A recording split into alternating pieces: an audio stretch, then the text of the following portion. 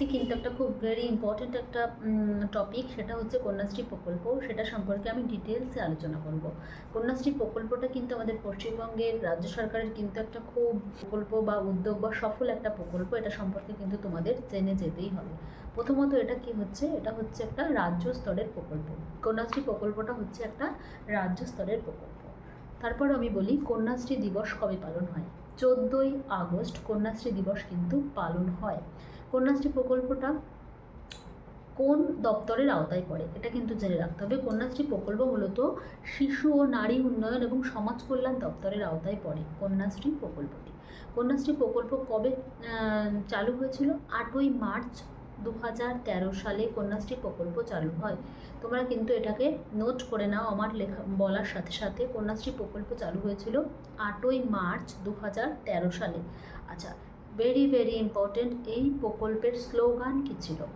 কন্যাশ্রী প্রকল্পের স্লোগান কী ছিল? কন্যাশ্রী প্রকল্পের স্লোগান ছিল আমি প্রগতি, আমি কন্যাশ্রী। আচ্ছা, কন্যাশ্রী প্রকল্পের একটা লোগো আছে, দেখেছো তোমরা? খেয়াল করেছো নিশ্চয়ই, একটা মেয়ে ছবি ছিলেন কিন্তু মমতা ব্যানার্জি নিজে। এই প্রশ্নটা কিন্তু করা হয়েছে মাঝে মাঝে, যারা ইন্টারভিউ দিয়েছে তাদের মুখ থেকে কিন্তু এই প্রশ্নটা শোনা যায় যে কন্যাশ্রী প্রকল্পে যে লোগোটা ছিল সেটা কে এঁকেছেন? সেটা কিন্তু মমতা ব্যানার্জি নিজে এঁকেছেন। পরেরটা হচ্ছে এই প্রকল্পে এখানে কি লেখা, এখানে যেটা লেখা আছে ভালো করে খেয়াল করে দেখতে হবে, প্রতিটা বিষয় খেয়াল করে দেখতে হবে। এখানে লেখা আছে স্টাডি অ্যান্ড স্মাইল ও এগিয়ে যাও বড় হও। ঠিক আছে, এটা কিন্তু কন্যাশ্রী প্রকল্পের লোগোতে লেখা আছে। এবার বলি কন্যাশ্রী প্রকল্প মূলত দুটো ভাগে ভাগ করা যায়, একটা হচ্ছে K1, একটা হচ্ছে K2।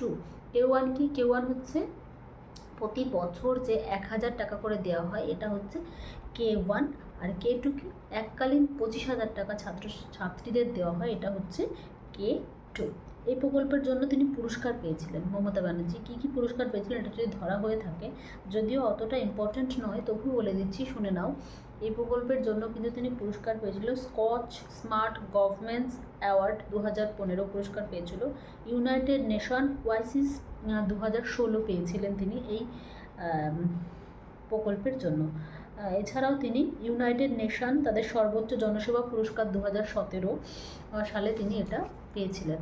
এই প্রকল্প কিন্তু মূলত তোমরা জানো যে সাধারণত মহিলাদের পড়াশোনার ক্ষেত্রে অগ্রগতির জন্য, কন্যাশ্রীদের বা কন্যা সন্তানদের অগ্রগতির জন্য কিন্তু এই প্রকল্প তিনি করেছিলেন। আর এছাড়াও আরও একটি প্রকল্প রয়েছে, সেগুলো যে সবুজ সাথী প্রকল্প, এছাড়াও রয়েছে অনেক কিছু, শিশু সাথী প্রকল্প, এগুলো কিন্তু তোমাদের আস্তে আস্তে জানাবো। আজকে কিন্তু কন্যাশ্রী প্রকল্প সম্পর্কে এই কথাগুলো বললাম।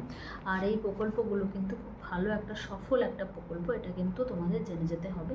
যা যা বললাম এই বিষয়গুলোই মূলত এখানকার, যে কবে তৈরি হয়েছিল, কবে দিবস পালন হয়, কবে স্লোগান কি, লোগোটা কে এঁকেছিল, লোগোতে কী লেখা আছে, কি কি পুরস্কার পেয়েছিল, এগুলোই কিন্তু এখানে ইম্পর্টেন্ট। তাছাড়া কিন্তু এখানে আর তেমন কোনো প্রশ্ন নেই, এটুকু জেনে নাও। তোমাদের কিন্তু ইন্টারভিউতে এটুকু জেনে গেলেই হবে।